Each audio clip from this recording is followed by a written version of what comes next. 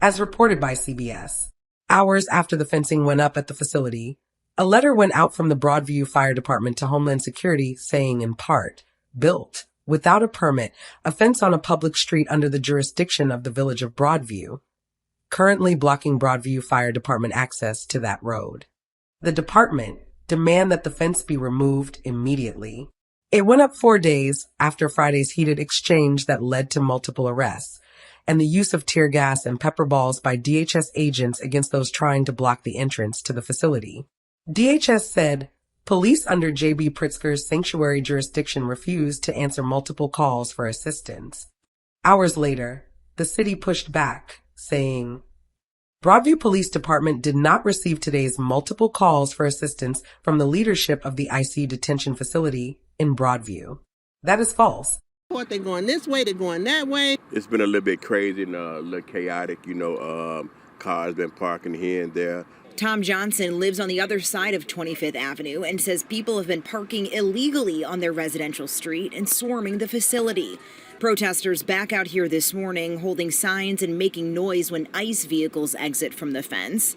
The new fencing, a point of contention for the city. The Broadview fire chief sending this letter to DHS demanding it remove the fence that was illegally set up yesterday on a public street, saying, quote, in case of fire or other emergencies at businesses located on the street, Broadview fire apparatus would be unable to use the road to access these businesses. Because they just taken over. That's a city street. And I feel they can't just put a fence up there like that, but they doing it. Notice how he was cut off from speaking why the fence was installed. Now, we have not heard back from ICE or the Department of Homeland Security following that letter from the Broadview Fire Department.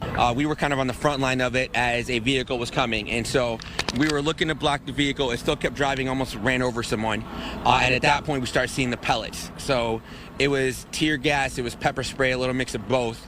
So you could feel it even under the mask and start coughing and start, spitting out and get everything. So you had a mask on at the time? Yeah. So even through the mask, you can feel it. Like right now. Brandon Johnson stated for his people not to wear masks when he presented the executive order for freedom of First Amendment speech. His very own is breaking rules. And I can still feel a little burn in the eyes, back of the neck, just because of the chemicals themselves. And then just, I was able to walk, clear my head a little bit, then grab water. One, to take care of myself, but then make sure other people were okay. Looks like hypocrisy. What are your thoughts?